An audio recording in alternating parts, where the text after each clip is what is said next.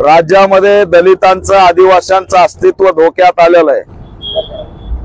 आष्टीमध्ये विकास बनसोडे या दलित तरुणाला क्रूरपणे मारण्यात आलं। अद्याप त्याचे सगळे आरोपी अटक झालेले नाहीत।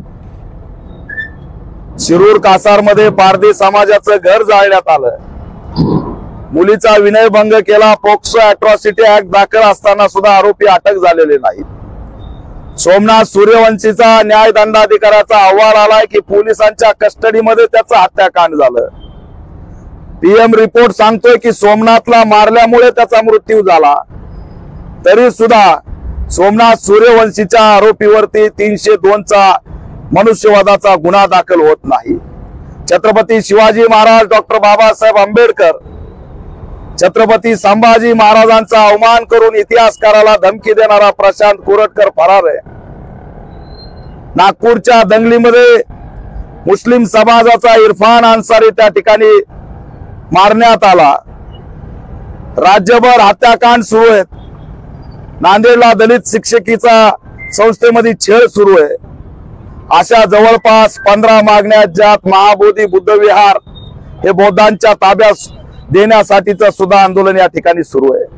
दुर्दैवाने सामाजिक न्याय मंत्री या ठिकाणी सांगतायत की लाडली बहीणसाठी 8,000 कोटी रुपये सामाजिक न्याय आणि आदिवासीच्या विभागाचे वळवलेत। या सरकारने आमच्या 8,000 कोटी रुपये कसे काय वळवले हे विचारण्यासाठी आम्ही आज आंदोलन करतोय।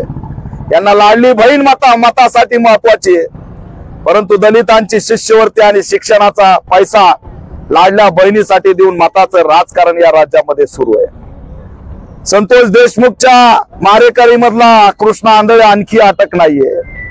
लातूरला माऊली सोट या धनगर समाजाच्या तरुणाची निर्घुणपणे हत्या झाली, त्याचे आरोपी सुद्धा अद्याप अटक नाहीयेत। अशा जवळपास 15 मागण्यांचं निवेदन घेऊन आम्ही विभागीय आयुक्त कार्यालयावरती निदर्शनं करतोय। गेंड्याची कातडी आणि बळी आणि आंधळी झालेली व्यवस्था या सगळ्या मुद्द्यांना गाडण्यासाठी धर्माचा आणि गाडलेले मुर्दे जिवंत करण्याचं काम करून दिशाभूल करत आहे। आणि म्हणून हे पहिलं आंदोलन या छत्रपती संभाजीनगर मधून आम्ही करतोय। विकास बनसोडे असतील, सोमनाथ सूर्यवंशी असेल, संतोष देशमुख असेल, माऊली सोट असेल, या सगळ्या पीडितांना न्याय मिळाला पाहिजे, यासाठी हा एल्गार आहे।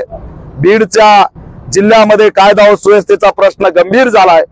पारधी आदिवासी दलितांचं अस्तित्व धोक्यात आलंय आणि त्यामुळेच आज आम्ही या ठिकाणी आंदोलन करून विभागीय आयुक्तांना निवेदन देऊन या सरकारला जाग करतोय की आमचं अस्तित्व राज्यात धोक्यात आहे, आम्हाला वाचवा। आणि तुमच्याकडून वाचवणं होत नसेल तर दलित आणि आदिवासींना शस्त्र परवाना द्या, ही सुद्धा मागणी घेऊन आम्ही या ठिकाणी आलो।